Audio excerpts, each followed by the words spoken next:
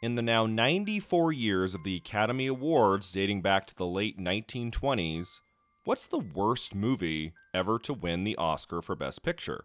Around the World in 80 Days from 1956 for many is a candidate, as is Cecil B. DeMille's bloated 1952 spectacle, The Greatest Show on Earth.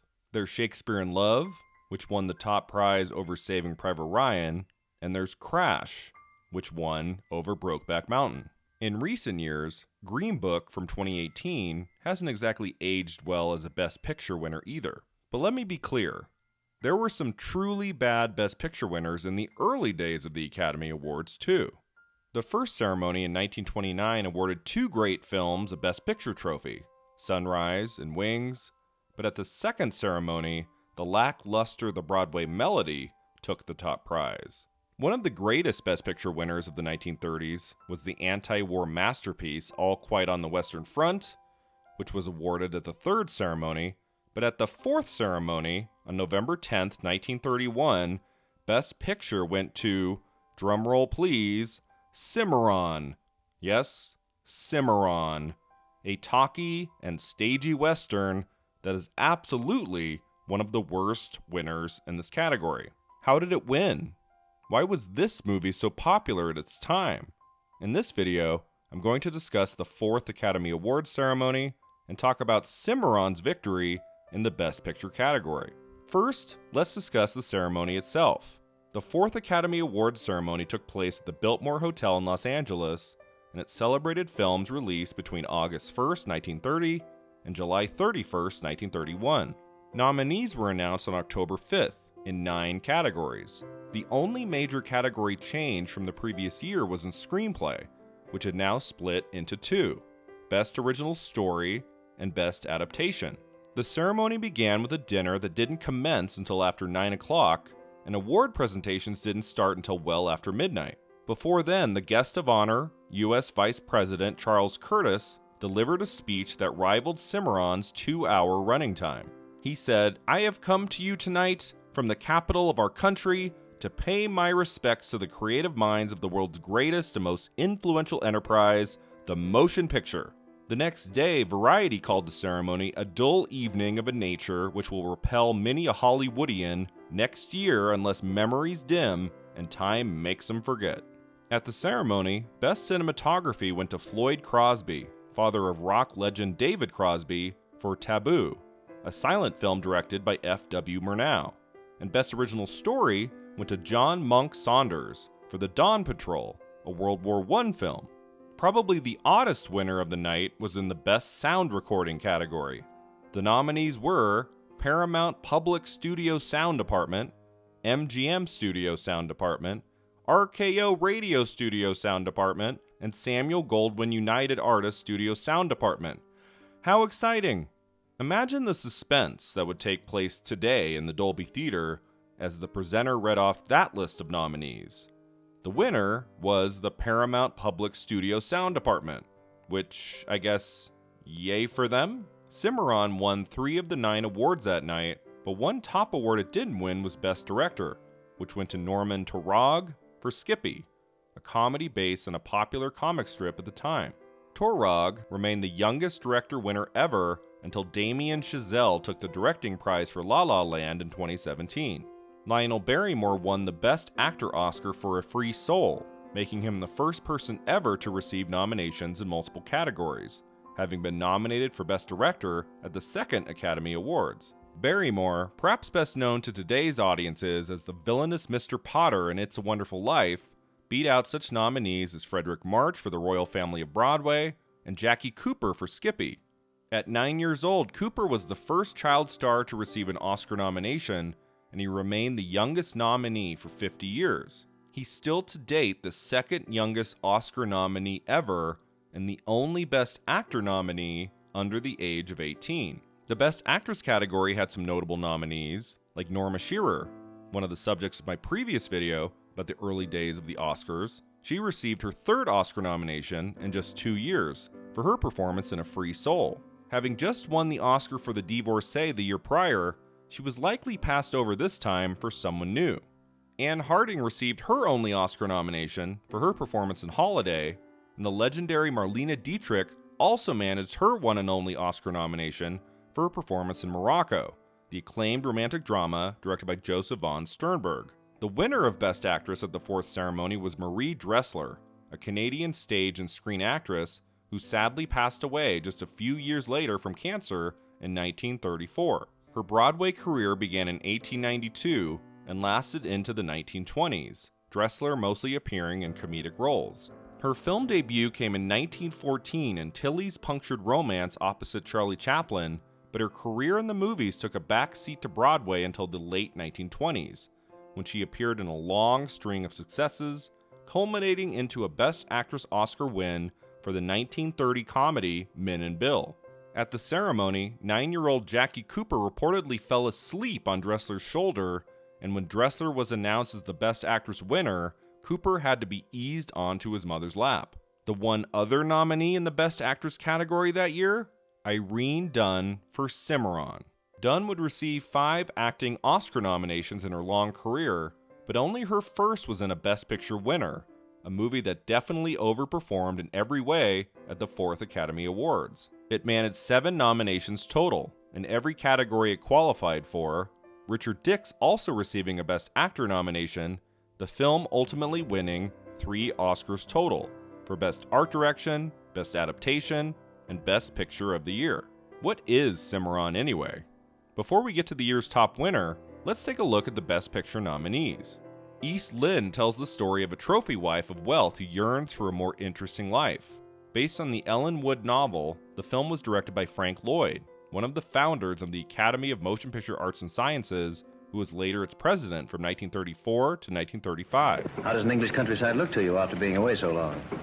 Wonderful. I was pleasantly surprised to find you'd returned to England. It would have been quite impossible to settle your uncle's estate without your presence. Lloyd won Best Director twice, in 1930 for The Divine Lady, and in 1934 for Cavalcade. The second nominated film, Trader Horn, like East Lynn, only received 1 Oscar nomination, Best Picture. Trader Horn tells of a real-life trader and adventurer while on safari in Africa.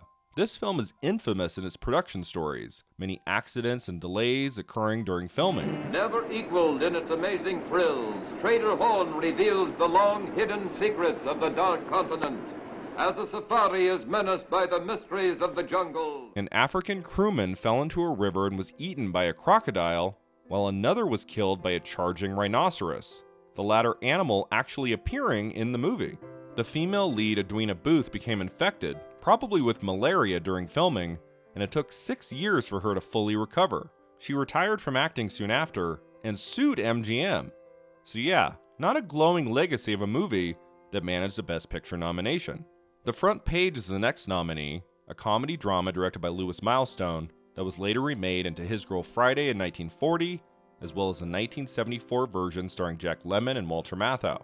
The 1931 original, which centers on a reporter and his editor who hope to cash in on a big story involving an escaped accused murderer, was produced by Howard Hughes. Hey, what's the idea of throwing things out of the window? Quit playing with that gallows.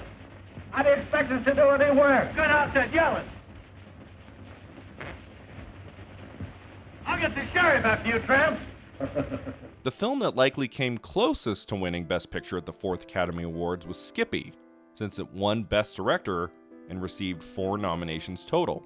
Telling the story of a wealthy doctor's mischievous son who tries to save the pet of a friend from a cruel dog catcher, Skippy was popular enough to warrant a sequel called Sookie, released later the same year. Hey, what are you fighting about? I was only standing here and Skippy. Shut up, don't you talk back to me.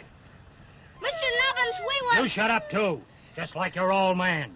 Want to run everything. You both got something coming to you. Ultimately, a comedy based on a comic strip likely wasn't prestigious enough to win Best Picture, so the trophy in the end went to Cimarron, the only Western to win the prize until Dances with Wolves 6 decades later in 1991. Cimarron takes place in 1889, where adventurous lawyer and newspaper editor Yancey, played by Richard Dix, convinces his wife Sabra, played by Irene Dunne, to join him in the rush to populate Osage, Oklahoma. After they settle into the community, Yancey leaves to go west. Alone, Sabra takes on his editorial duties and struggles to bring civilization to the frontier town. Over 40 years from 1889 to 1929, Yancey and Sabra are repeatedly separated and reunited as Oklahoma makes its journey to statehood.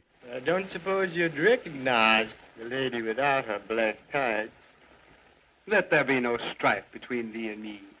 That's from the Old Testament, Dabney. You may not recognize that. This pre-code Western was based on the 1930 novel of the same name by Pulitzer Prize-winning author Edna Ferber, who also wrote the novel Giant, which was turned into the Oscar-winning 1956 film starring Elizabeth Taylor and James Dean. Despite being in the midst of the Great Depression, RKO Radio Pictures invested more than $1.5 million into the production of Cimarron, a record from the studio at the time. Filming commenced in the summer of 1930 outside Los Angeles, where more than 28 cameramen captured scenes of more than 5,000 costumed extras. Cimarron premiered at the RKO Palace Theater in New York City on January 26, 1931, and the following week a Los Angeles Orpheum Theater premiere of the film included personal appearances by Richard Dix and Irene Dunne, the film releasing throughout the nation on February 9th. Unlike the consensus about the movie today, back in 1931, the reaction from critics was overwhelmingly positive. Variety called Cimarron an elegant example of super filmmaking and a big money picture. This is a spectacular Western away from all others. The New York Times called it a graphic and engrossing screen conception of Edna Ferber's widely read novel, and Motion Picture Magazine raved, a great and worthy effort. At the 4th Academy Awards ceremony, Cimarron became the first movie ever to receive more than 6 Oscar nominations, and also the first to be nominated for all 5 of the big awards: Picture, Director, Actor, Actress, and Screenplay.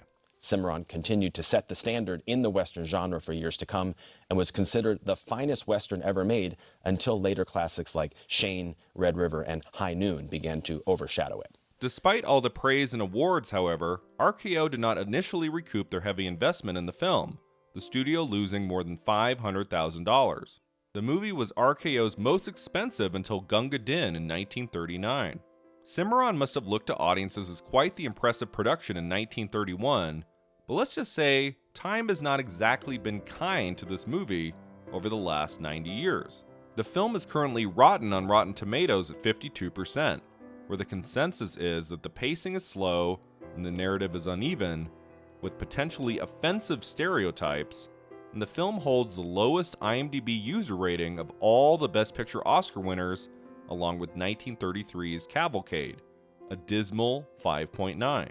One critic calls the film worthless, crippled by static direction, overblown performances, and dull conflicts. Another critic says it just doesn't work. It's a stiff, unengaging movie. Pauline Kael called Cimarron a heartfelt numbskull trek through the hardships and glories of the American heritage. And then there's film critic Tim Brayton, who said in his review, Cimarron is the all-time worst winner of the Academy Award for Best Picture, going on to say, it has slack, ugly staging, and some of the worst sound recording and mixing you will ever encounter in a film. Cimarron feels like ridiculous amateur hour nonsense, something that only barely deserved to be released commercially at all. So yeah, those of you who think Crash and Green Book are the worst Best Picture winners ever, I invite you to kick back with 1931's Cimarron and see how far you get. Some films that won Best Picture in the early days of the Oscars have aged well, like 1930's All Quiet on the Western Front and 1932's Grand Hotel, a film I'll be talking about in the weeks to come. Who are you, please? I'm the stenographer. Well, then, you will please wait outside, please. Yes, sir. But Cimarron, sadly, is at the bottom of the barrel, a film of only slim historical interest that just doesn't play very well for audiences today. I mean, seriously, Charlie Chaplin's City Lights, also released in 1931, considered by many one of the greatest movies of all time, was right there, and it wasn't nominated for anything at the Oscars. Not Best Actor, not Best Actress, not Best Screenplay, not Best Picture. That, my friends, is the real travesty. Thanks so much for watching. If you enjoyed this video, don't forget to like and subscribe, and let me know in the comments below what you think is the worst movie to ever win the Best Picture Oscar. Is it Cimarron? Or is it something else? Let me know in the comments below, and we'll start a conversation. See you next time.